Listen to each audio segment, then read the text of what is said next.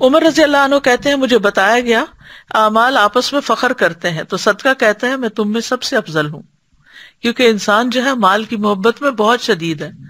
وَإِنَّهُ لِحُبِّ الْخَيْرِ لَشَدِيدٌ، تو جس چیز کی محبت جتنی زیادہ ہو پھر اس کو اپنے سے جدا کرنا اتنا ہی اجر و ثواب کا باعث بن جاتا ہے.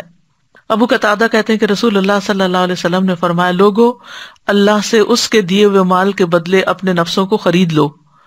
اگر تم میں سے کوئی بخل کرے کہ اپنا مال لوگوں کو نہ دے تو وہ اپنے آپ سے شروع کرے، خود پہ صدقہ کرے. اللہ عز و جل کے دیے ہوئے رزق میں سے کھائے اور پہنے. یعنی پسندیدہ کیا ہے؟ نکالنا، خرچ کرنا، استعمال کرنا. پھر اسی طرح مال خرچ کرنا، صدقہ کرنا فتنوں کا کفارہ ہے. ایک حدیث ہے کہ آپ نے فتنوں کے بارے میں کیا فرمایا تھا؟ تو راوی کہتے ہیں میں نے کہا انسان کا وہ فتنہ جو اس کی بیوی، اولاد اور پڑوسی میں ہوتا ہے، نماز، صدقہ اور اچھی بات اس کے لیے کفارہ بن جاتا ہے، یعنی ساتھ ساتھ صفائی ہو جاتی ہے.